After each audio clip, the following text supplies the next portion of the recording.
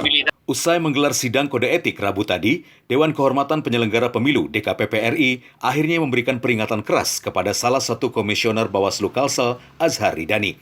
Pelanggaran itu perihal mekanisme internal karena tidak memberikan dokumen kajian kepada seluruh komisioner Bawaslu Kalsel terkait penanganan pelanggaran. Hal itu disampaikan Ketua Bawaslu Kalsel, Erna Kasvia.